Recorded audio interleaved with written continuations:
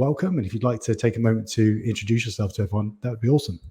Mate, thank you. I really appreciate it. I think, it's funny, like 18 months has gone very, very quick. And a lot has probably happened in that time since we first met.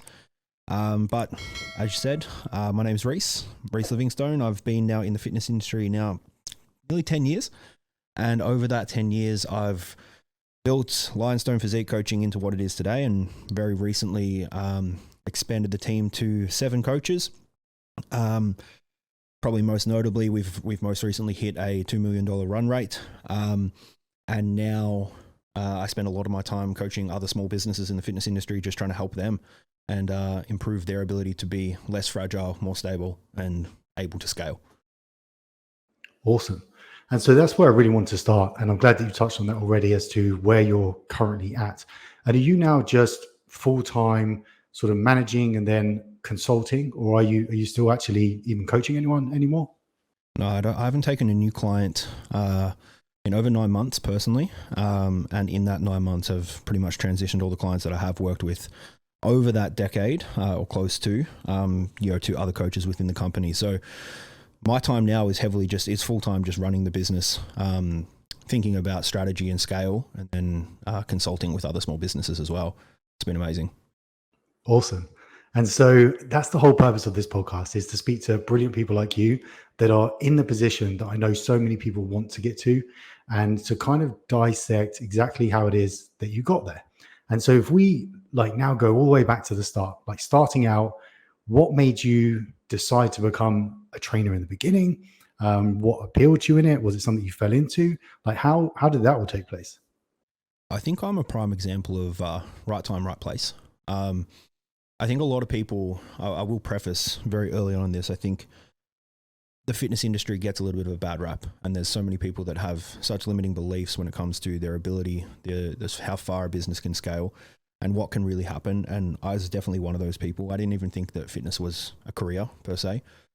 So I fell into the career very much through, I want to say accident is probably the most appropriate way to describe it. I really enjoyed training. Didn't really have much direction, so I didn't actually finish school.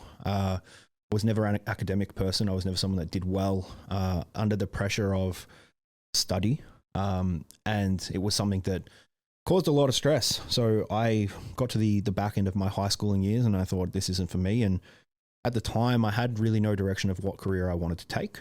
Enjoyed training, and the plan was to just take time off and just work and just do stuff.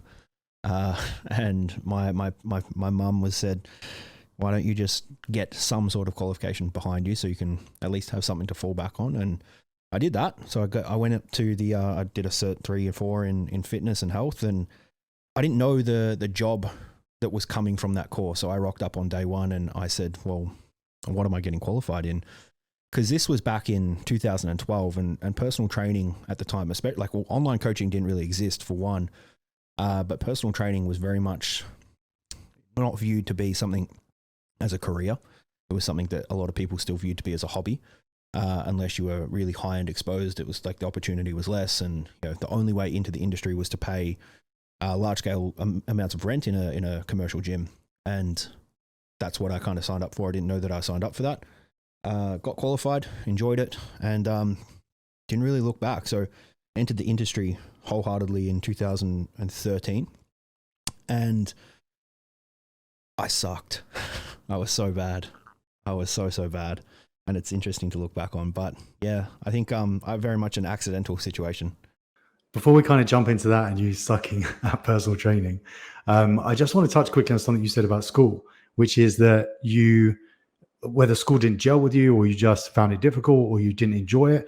Like a lot of people that I've spoken to that have become extremely successful have a similar thing. Like school just wasn't for them. Like, so I just want to find out why you didn't like it. Like why didn't it work for you? I think in hindsight, I don't think I'd have recognized this then, but I think in hindsight, there was probably an element of struggling with authority. I always kind of paved my own way. I thought I was always very much a creative. So I always wanted to try and find a way to do things in a way that suited me best, that actually felt good and that I could adapt to and adjust to. And I don't think the traditional schooling process really allows for that. I think in the world of entrepreneurship, creatives, I think school, in the traditional sense at least, will curb a lot of that creativity because by definition, you have to do things in a certain way, in a certain sequence. And I struggled with that heavily. I probably kind of lent into that as a bit of an identity as well. Didn't see myself to be someone that was educated or could be educated. Little did I know I just lacked the ability to apply passion. Once I found that passion, I could take on information really well. That's such a huge thing. Like I've learned since, because same thing for me. Like I found school extremely tedious, boring. I hated authority. People telling me you have to do things in a certain way. When even at that age, I thought, well, I think there's a better way to do stuff. Like maybe we could look at doing it this way instead. But then later in life, very similar to yourself, there's now things that even going to like particle physics and like biochemistry and stuff like that, that I've increasingly got knowledge on because I'm excited by it. And so because I'm excited by it, I'm passionate about it, I seek out that information. Whereas in school, when they're telling you this is what you have to learn, for me, it was a huge disconnect. Yeah, I couldn't agree with that more because for me, like I left school, and once I did kind of fall into fitness, I found that I enjoyed it. I would read and consume everything, and I became more of a bookworm than I ever thought I would ever like be able to even comprehend. So it's definitely, I think passion is the key to open that door.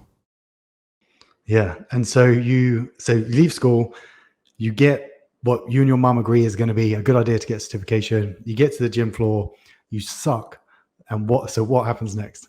Well, to kind of paint the picture a little bit, the gym that I'd signed up to, pretty much week 1 or week 2, you were going straight into paying full rent at the time. So that was $350 AUD and earning absolutely nothing.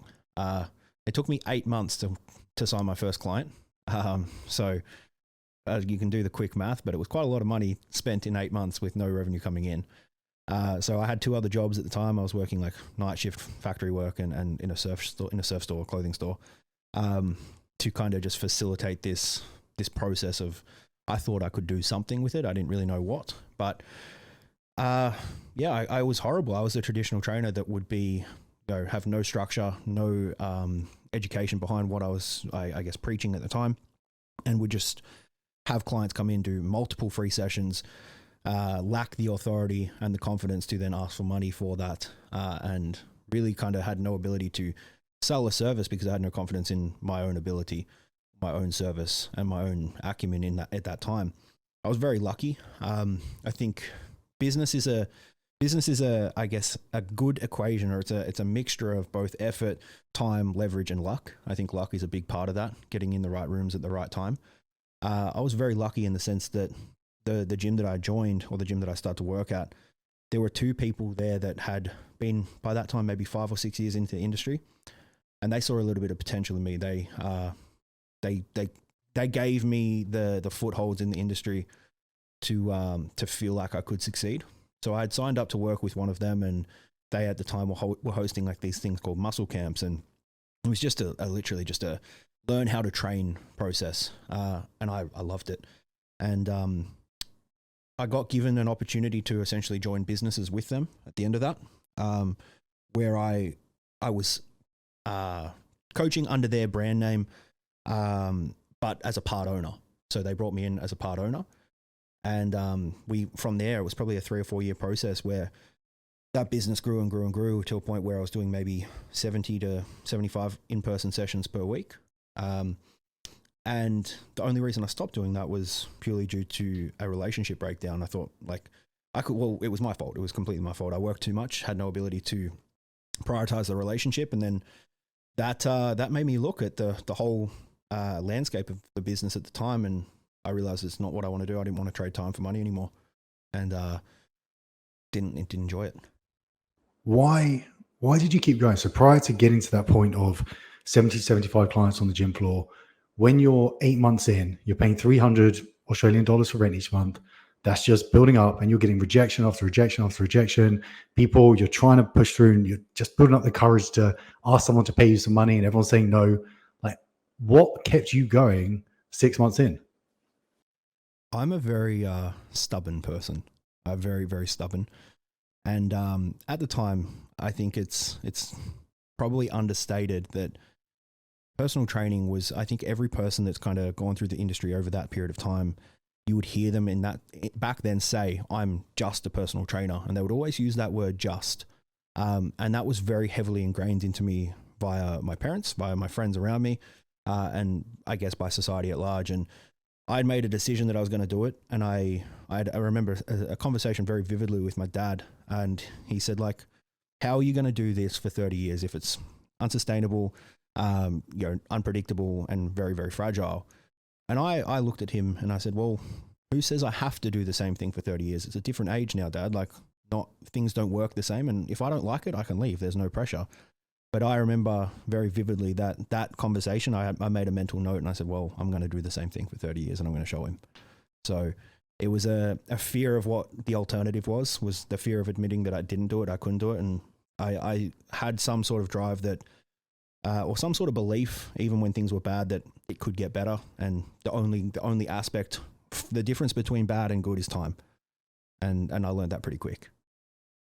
And did you ever, at any point in doing that, are you someone that you go all in on plan A, or are you someone that thinks, well, maybe I should start thinking about plan B, plan C, or is that just off your radar? Your plan A is going to happen. If plan A doesn't happen, then I'll figure it out afterwards. Now I'm very much a plan A only.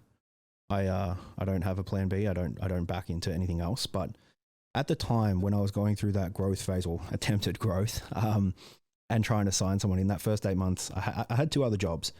So I had this safety net that I felt like I could rely on. But as soon as I got my first client, I quit both. I was like, okay, now I'm good. I've got 1 client. Let's go.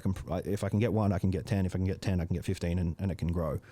I'm very much now some would say it's probably a little bit of a bad trait. I'm very much an idealist, and I align a lot of my identity to the success of one plan.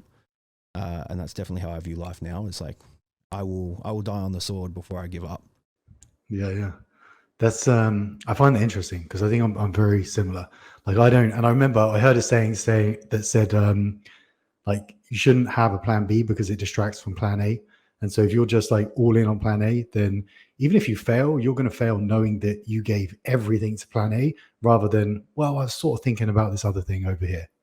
Well, it's human nature. If you have something that is by definition more safe, you won't play large where it matters, and you will keep those cards closer to your chest because you can. Whereas, like, I look at, I think the competitive bodybuilding is a really good comparative, or a very good connect here, because people that want to win, people that compete, they give them no other choice other than competing to win. You don't see someone go through a prep to come 4th or 3rd. They're all going for the same position. And if you put it all on the line like that, I think you do remove a lot of distraction by default. Yeah, agreed. And so, like, looping back to now, you're in the position of 70 to 80 clients. You've had this spurt of growth. You're learning from these guys that have been in the industry for a few years. What then led you to go from there to the next step? It was definitely the breakdown of that relationship. It was very much a realization that if I continued to trade time for money in the fashion that I would not have all of what I was telling myself I was working for. I think a lot of people get into this thought process of like hustle, grind, work more, and so on, and they forget about what they're actually working for. And I was very, very guilty of this. I would tell my partner at the time, like, oh, I'm working for our future. And she made the point in the conversation of when we ended things. She made the point of saying, you say you were working for the future, but what about how do we get to that future if we can't even spend any time together now? And that broke me. It was very, very confronting. It took a lot of time to deal with. But I think that was the big catalyst as to a bunch of things in the world of successful business. It's one, what taught me not to trade time for money. 2, it taught me that that work ethic isn't a defining factor to growth. It's leverage, learning to work less but get more. And then 3, probably the biggest one, is that I would often back myself into a corner later in life, thinking that it was like a badge of honor that if I could back myself into a corner, succeed still, and knock the doors down, knock the walls down, and make sure that, like, even in the worst times, I can make it happen. That was my version of proving to myself that, that relationship was savable. I just didn't try hard enough. And I've done a lot of work with like psychologists to try and get to that point where I've realized, well, maybe sometimes backing yourself into the wall isn't the best decision, especially when it can be fixed earlier. And with your like trait of being stubborn and obviously having that determination in business to reach the success that you've had, how do you stop yourself from going back to that? Is it now clear cut, you don't do that anymore ever? Would you ever find yourself in periods where you have like a sprint of work and you just start going down that rabbit hole again, and then you kind of get to a point of like, shit, I need to stop because I know what's coming? I think that comes from a place of enjoyment. I actually really enjoy the way I work now, and I think I very much do sprints. I'll sprint in periods or projects, and then I will give myself adequate time afterwards. But I'm very much in the position now that if I do take time away, I feel like there's my list of things is always just growing, and when I'm not ticking things off that list, even if they're mundane things, I get more stressed. So I've had to find a way to try and create this push and pull relationship with work and life. And I don't think you ever get balance on the pursuit of growth. I think synergy is probably a better word. I think balance is assuming that one is the enemy. And I've tried to position a little bit different in my brain that work-life synergy rather than balance. I need both to just coincide. Yeah. That's a really cool way to look at it, because honestly, I struggle with it. Like everything you talked about in the breakdown of that relationship is apparent for me. Like I am obsessed with work and I back myself into corners because I almost feel like sometimes I'm the bodybuilder that feels like he has to do 2 hours on the Stairmaster, completely fasted. He has to get down to 1,000 calories because if he's suffering, then he knows he's making progress. And we all know from like an outside perspective that that's bonkers, that actually you can organize things in a way to still get the success you want, but enjoy the process. And I often find myself in periods of just so much relentless work and relentless stubbornness that I can back myself into a corner. So this is exactly why like I wanted you on the podcast, because it's so interesting to hear how you've gone through that. And now you have like systems that you've put in place in order to do it. And you mentioned there about having lists and ticking things off. Is that, do you sort of live by lists, or do you use them as a tool every day? I use something called game theory. I learned this off a mentor of mine early in business. His name was Travis Jones. And game theory for me has really changed my life. And the best way to explain it is to treat your life like a bit of a game. Now, let's say that the game is 4 weeks long, and there's 200 points on offer throughout that game, right? That's the maximum amount that you can acquire. So you just assign points to everything in your day-to-day life, whether it be in business or personal. The more important things get given more points. And if you were to tick off everything, you'd get the full 200 points. But what constitutes a win, and this is subjective, but I've constituted a win for that game 150 points or above. So it means that I will prioritize the things that come with more points. And at any given time, that priority might change. So for example, if the relationship needs more work, I'll prioritize time with my partner as a higher point system. Whereas if we're in a sprint phase and, hiring new staff, I will prioritize a few things within the training of those staff to have higher point regimes. So doing it in that way and knowing that like I can still win the game, even if I leave a few things undone, it makes me prioritize the things that are worth more points, but I can still get to the back end of that game and not have this defeatist attitude that I feel like a failure and I haven't done what I needed to. Yeah, for sure. How long have you done that for?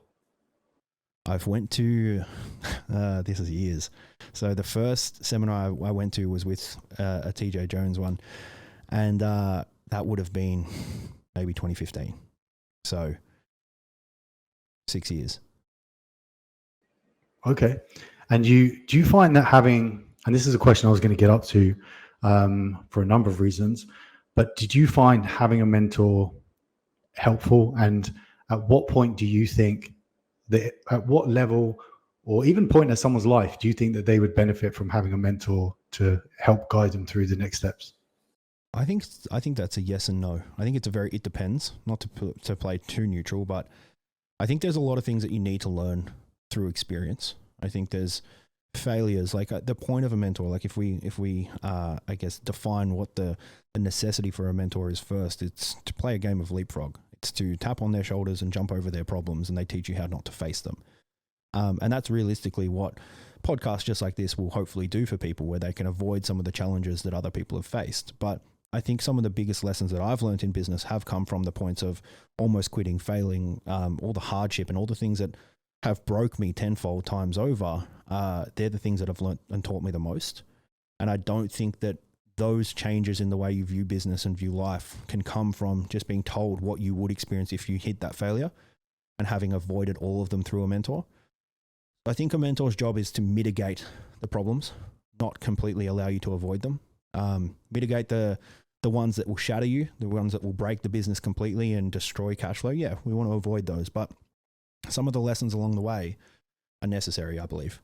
So I think everyone can definitely benefit from a mentor, but I think it's stage situational. You want to get a mentor that is just ahead of you, ideally, or just where you want to go, right? It wouldn't, where at work, I'll use myself as an example, like where we are within business, it wouldn't make much sense for me to go get a mentor, use the capital that would be required to pay a mentor that's making $500 million a year. The problems that a $500 million mentor is facing currently are very different to the business troubles that I'm having going from 2 to 10 mil. So having someone that's just hit that 10, talk to me about the problems that I'm going to face over the next 2 to 3 years, extremely helpful for me.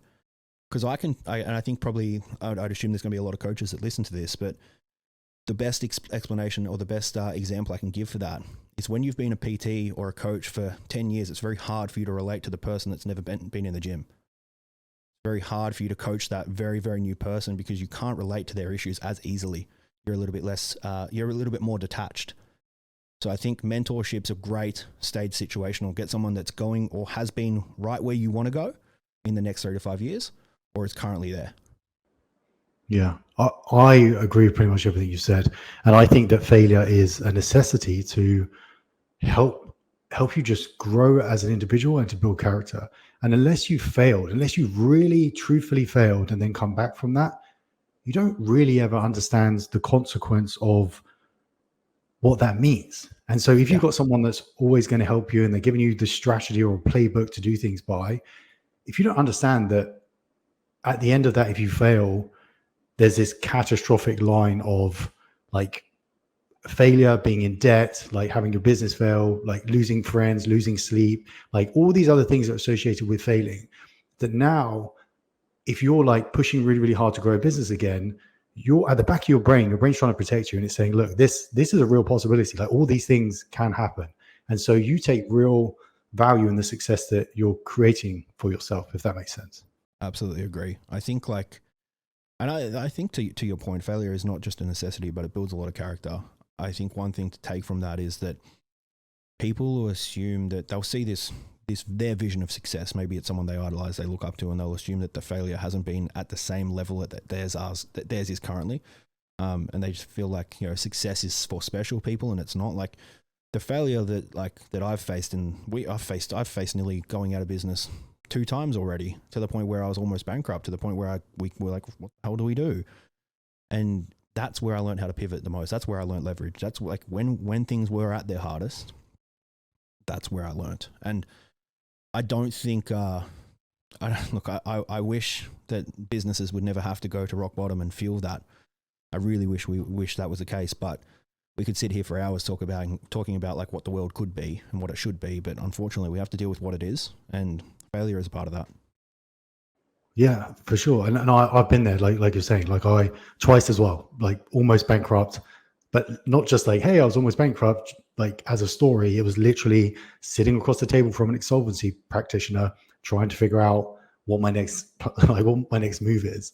And so when, if you don't mind talking about it, when was the last time this happened for you? Like almost getting to the brink of nothingness. And then, so what was the catalyst for that? And then how did you turn things around? How did you come out of that? And what did you do? I think I'm going to use the word lucky, and very strategically. I was lucky to come into a lot of money early within my business and come into a lot of success. Now, how I got that success was arguably not lucky, but I was lucky the fact that it came when it did. I was young, and I think like most young people, relationship with money is horrible, and I spent it like I had way more than I did, and I at that point hadn't learnt the lessons of what tax is and how to pay it, and I spent a hell of a lot of money that wasn't mine, and got to the end of the tax year and just put it off, and I can do that later. And in the space of a 12-month period of a financial year, I had escalated 3 tax brackets, maybe 4, and it was a pretty substantial growth period. And then I put off seeing my accountant for a very long time, and I ended up finally going in to see him. I had a GST backdated bill of over $80,000. I had a tax bill of over another 50. Oh, it was reverse. Tax bill of over $80,000 and a GST bill of over 50. So we're looking at cumulatively $130,000 that I didn't have because I'd spent it. So that was extremely scary, and that was 2017, I believe, or 16. Shortly after that, I thought, well, okay, I've just got to work 3 times as much. I'll make it work. Signed up more clients, worked myself more, and then got to the point of, this would have been late 2018.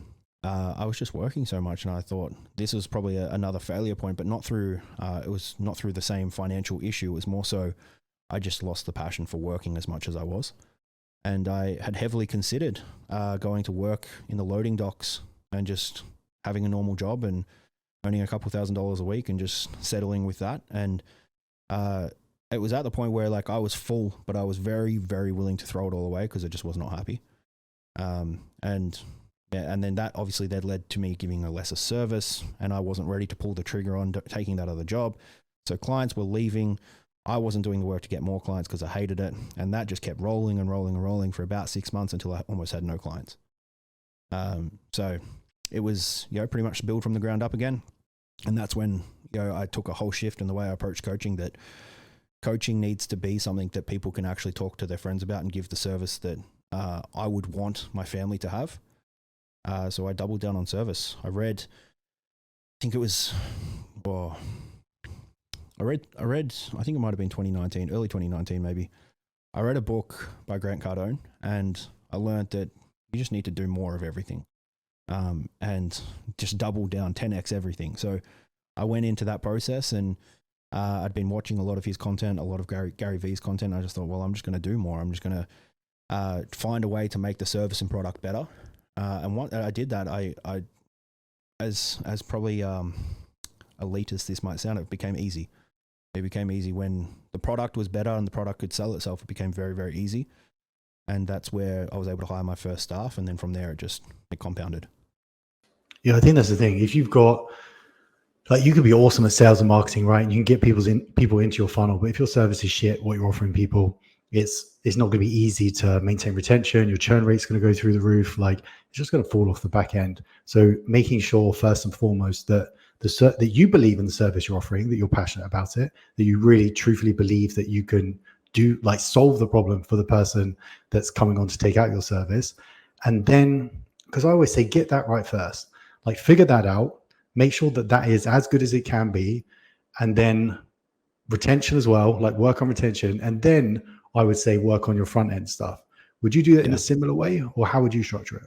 I fully agree. Something that I actually do, we do it on a quarterly basis with our full staff team. Our full staffing team is, we'll get in a room and go write everything down about our product that could be better. And I tell them, I don't care how much it will cost. I don't care how much time it will take. Like, what could we change that makes it better? Because and I do it a bit extremist, but I say to them, like, I want to be able to charge 10 times what we charge now. And we're by far not cheap. We're probably the most expensive coaching company in our state. But I want to be able to charge 10 times as much as we do currently in the next 2 years. So what do we do? What do we need to change? And we'll write down everything. And every time we do this, the list gets more ridiculous. But we will circle 3 things on that list every quarter and say, this is what's happening. We're going to do this. What costs the least amount of money and least amount of time? We're going to implement those 3 things, or do our best to.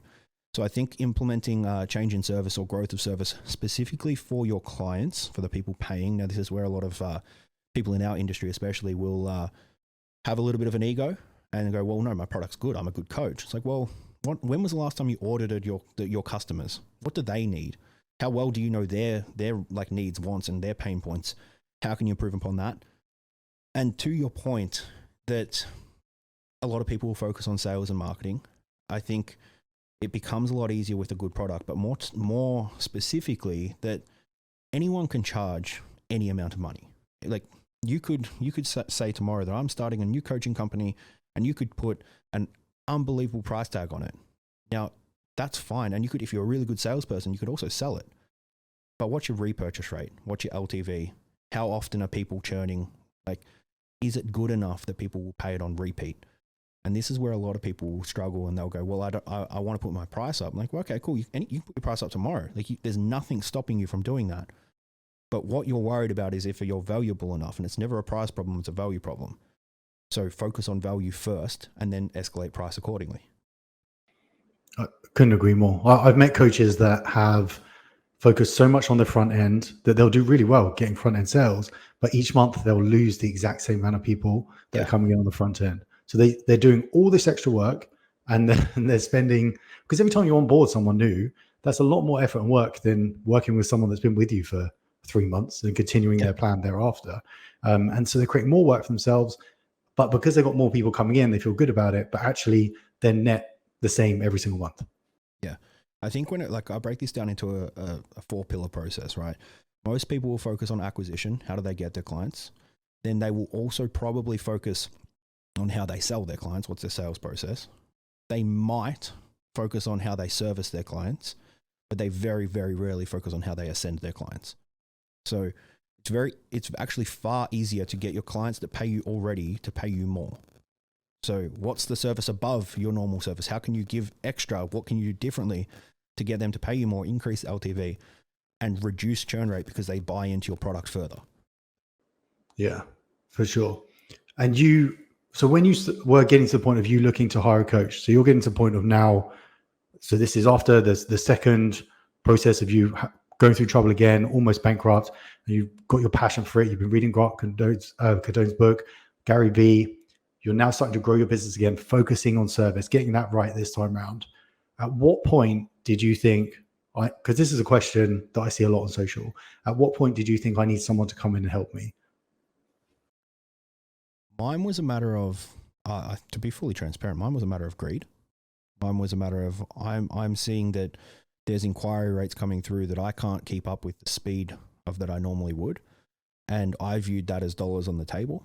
So I thought, well, it's only logical to bring someone in that can accrue more money that will allow me to build the lifestyle I want. I think a lot of people are scared to admit that they do business to make money. Like, yes, we want to help people. Yes, we want to solve a problem, but ultimately money does make the world go round. And I was very aware of that I was like, okay, well, for us to grow, and I don't like staying the same. I think for me, stagnant, without change, I feel bored, and I feel like I'm going to go backwards. And that's probably made even more evident by, the previous relationship breakdown. I could have just kept doing the same amount of work, but I would have then been in the same situation. So what I viewed at the time, and I think probably for me, to sum it up, is time was always the enemy. So I'd grown the online business to a place where I could no longer keep up with it. And then I thought, well, I'm putting more and more and more time in here, so my leverage is actually getting less. So I need someone else to delegate so I can increase that leverage again and reduce my time. And that's been a consistent factor of it's a conversation of leverage, right? And I think I don't know whose quote this is, but if you want to go fast, go alone. If you want to go far, go together. And I always viewed it as that. I think my grandpa first told me that, but he's stolen it from someone else. But I think that was always something that I figured out, that like to go further and to go just keep bringing this further and further away. And making this thing grow, I couldn't do it alone. I could go fast alone and I could do a lot very quickly, but I couldn't get it to a place where I could actually step back and have some time. And you think the biggest catalyst for you to be able to create that growth was that pivoting moment where you started to focus on service and value to your clients? I think that's one of the biggest things. Like I'm the first to admit the way we run coaching as a company it's not that by normal standards of the industry, it's not the easiest thing to sell. So we sell education. Our core product is education. And that's what we really believe in, and that is the future of the industry.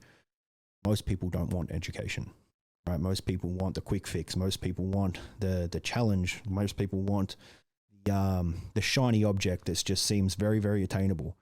Whereas if we were to get on a call with someone and say, hey, we're not about the next 6 weeks, we're about the next 6 years. I'm going to educate you on how to get a result, keep a result, so you never have to pay someone else ever again. It becomes far less easily sold. So the way to do that is to give them what they want on the front end. We're going to give you some fast wins. We're going to give you some quick stuff, but then we're going to teach you, and we're going to take our time to do so. And that comes through service. And what are some of those quick wins? So when someone comes to you and they're looking to be educated, to learn actually the right way to do it, what, like 9 times out of 10, when you look at accounts, is there things that just stand out immediately from people's businesses? Is there a common thing that you notice among people? Or what would you say is like the top 3 things someone could do? I think if we use Lionstone as an example, the way we get some quick wins early is to be openly aggressive. So we will be very transparent, like, well, cool. This approach will get you some fast fat loss, for example, but it is not going to get you sustainable outcomes. So we will be willingly and transparently open about the fact that this is going to be a bit more aggressive. Let's go. We'll get some small wins on the board. And then we will take you into a process to bring this on. But I think as for businesses, what they could do is a small win can be physical. It could be a change. It could be something like weight shift, but it could also just be a reinforcement of the decision to sign up. So we have some pretty extensive automation in the back end of our business that when someone does sign up with us, within 30 seconds of that payment being processed, they get their welcome pack. They get a whole bunch of discounts to partnering companies. They get a bunch of stuff to suggest that they've made a good decision, and that's a small win for them. So reinforcing the decision post-purchase and nurturing them into their first week is really critical. A few ways that we do that is at the end of each week, myself, because I don't coach anymore, there is a small degree of status attached to contact with me. So the end of each week, end of the first week that they've like been with us, they will get 1, a call from me, just welcome them, like, how's your first week going? What's going on? And 2, they will also, I'll just ask for their address, because I'll say, I'm going to send you out a little thank you. And I do a handwritten card, send them out a thank you. And it makes a world of difference. Like since implementing that, our churn rate has reduced by over 50% just from that one change. That's such a nice touch, especially in the world of like social media. Like to actually get a handwritten note from someone would be, I imagine people are quite surprised. Like, although you've got their address, but to get like a handwritten note from you there's real value in that. Yeah. One of the other things that we do is speed. So I heard this a long time ago in a sales book that time kills all deals. So speed is king. So our inquiry process, if someone inquires, essentially fills out our form online and does the thing, it's generally a 3-minute response rate. It's a call from me, and it's widely accepted that I don't coach anymore. And as long as it's in waking hours between 9 a.m. and 7 p.m., I will call them and go, hey, we've just received your inquiry. Just want to let you know that we're on top of it, but I want to find out a little bit more about your goals so I can make sure you get assigned to the right coach. And again, since doing that, like our profit margins that month when I implemented that were just insane. Yeah, that's absolutely unreal. That's like, even on Kahunas, that's probably the biggest thing, is that I think people want to know that one, that they can trust you, but that you value them as a customer, that if they're going to contact you, they're not going to wait a week or 10 days to get a reply. And to be human as well, right? To call people up and be like, hey, like, just want to make sure we've got everything we need, like, and you're okay, rather than like a robotic response or automation or something like that. Yeah. It's so powerful. I think automation has its place, like to create efficiency, but a little bit of user input goes a very long way. And I think for people at home that perhaps maybe they're not at the point where they've scaled as much as they'd hoped, and they've got a lot of time on their hands. Like I think I've gotten a little bit of, I guess, flack from other people in the industry when I've said stuff like this, but I believe, in my opinion, that inefficiency is a luxury. And in the early stages of business where you have the time, you have the time that I don't have, that you don't have, that say coaches that are running 7-figure businesses don't have, you can be extremely inefficient, and you can do a lot of user input. You can message people directly, you can call them, and you can do the things that your competition probably don't have time for. And the reason I say it's a luxury is because it will dissipate. It will go. The busier you get, the bigger the company grows, the less likely you are to be able to do that stuff. Now, I'm in a unique position where I have staff that take care of the onboarding process. There's a bit of automation on the back end, and I am pretty much in my office most of the hours of the day, whereas inquiries come through, I can make that 2-minute phone call and have no worries. Yeah. I think it's so important, that's such a good point that you've made, because people sometimes are too quick to want to do all those things. But if you have the time, and being inefficient in it is so important, I think. And this is why I, in the beginning, was doing all the customer support on Kahunas. So any message we had come in, whether it was on Instagram, email, whatever, I would manually go in there and have conversations with people. And I could have done bots, could have done automations, could have hired someone to do it. But the reason that I did that is because it allowed me to understand on a granular level every single pain point that people had that were coming in. Like, what is it that they were struggling with? What frustrations did they have with other platforms? What did they desperately need out of, what was their curiosity in Kahunas?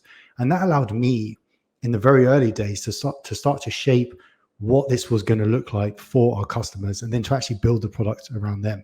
So you can use that time to really increase that value that you're talking about and that service, to make sure that when you get to the point of automation, you get to the point of having all these other systems, that you've nailed it. You've got like a blueprint for how your customers feel and what you need to deliver to them. Yeah, I think like I've said the word leverage a couple times throughout this podcast already, and I think like it just comes down to three things. You've either got time, tech, or capital, right? In the early days of business, time is your best friend. Use it. Like, spend the time, save the capital, and worry about tech later. Like, if you can implement that, and you can because that's the thing as well, it's only on you. Like, you can implement that really fast. Come back to what I said before, time kills all deals. You can implement your own time very quickly. I think that's like one of the big take-home points. Like, don't be afraid to be inefficient. I agree. And so, Rhys, this has been super enjoyable. I've got one more question for you, which is kind of a big one to finish on. But it's, if tomorrow you lost everything, so your social following disappeared overnight, your businesses disappeared overnight. Tomorrow you're starting from day one, you've got nothing, and you want to build yourself up as a coach again. What would be the first things that you do? It's funny you ask this, because I'm actually doing a bit of a social experiment, essentially playing this out. I had a little bit of a discussion, backstory, had a bit of a discussion with a trainer who'd been in the industry, similar time period as me, and he was a bit upset about the fact that there's so many people coming into our industry now, going straight into online coaching, not doing the one-on-one stuff, and making good money. And I said to him, I go, well, mate, you probably do the same thing. We came into the industry at a time where the accepted normal was to go spend $300 a week in rent to gain the experience. I said, I guarantee you now, if you could spend $300 just to do a different course, learn from someone new, and do the things, and do it online where you could just work anywhere, why would you not? If you could build a following, you could sell the product, you could probably build a 6-figure business pretty damn quick. And I argued that you could do it in less than 4 weeks. So that's kind of what I'm doing at the moment. I'm doing a little bit of a separate venture, completely separate to Lionstone. None of the branding, none of the IP, none of the capital. And I fully intend to create a 6-figure business within 4 weeks. And the way I'm doing that is wrap what people need with what they want, right? So know that in the fitness industry, people want fast, people want quick, people want the shiny object. Have an ascension plan after you give them that. So with no brand, you have the luxury of not having this brand equity where you've like really driven into this, like, well, we don't do things this way, we do things this way. If you were starting again, all of that goes with it. So a really easy way to start again would be go down the road of give people the fast wins, give them the really quick version of education, make it super easy, low barriers of resistance, easy adoption rate, and very low price point. And then have a reoccurring system after that to ascend them into a higher level of coaching that gives them the longer term strategy. So to summarize that, I would wrap what people need with what they want. And I would then focus on service. Because it's going to be very easy to draw people in with what they want. You adhere to their psychological proclivities. And this is one thing, if people listen to anything I've said, remember that there is a buying cycle. There is a buying psychology, not just a sales psychology. We always think about how to sell, but what do people buy and why do you buy things? If you think about why you buy things, you'll start to understand like there are certain similarities as to when you spend money and why you spend it. It's largely due to there's an emotional pain or there's a problem that needs solved. Is this experiment that you're doing public somewhere? Can we follow it and watch it? It will be. We've been filming and documenting the whole process so far. We're about 4 days in already. And then once it's all done, we will release it as a bit of a doco. Fantastic. So we will, as soon as you've done that and you release it, we'll get that out to everyone that's watching, and so that they can just come along and have a look. So just finally, where can people find out more about you, get in contact with you if they want to use your services? Best place, I have my own podcast, From Lambs to Lions. It's on Spotify, YouTube, and all the things in between. That is a place where we have conversations just like this, talking about business strategy, really trying to figure out what actually helps businesses succeed rather than just tell the stories of success. I think in the entrepreneurial world, especially in the fitness space, a lot of the time people gatekeep their secrets and gatekeep the ways that they got to where they did, and they only tell you about, well, I was once not successful and now I am, so you can be too. So we really try and go through exactly what Mark and I have done today and give practical application. So that's the best place, From Lambs to Lions, or over on Instagram at Rhys Livingstone. Awesome. Thank you so much. And we'll pop all those links in the description so that you guys can click through. Can't thank you enough. Really appreciate it. First podcast and super excited. Thank you so much, Rhys. No worries, Mark. Thank you for having me.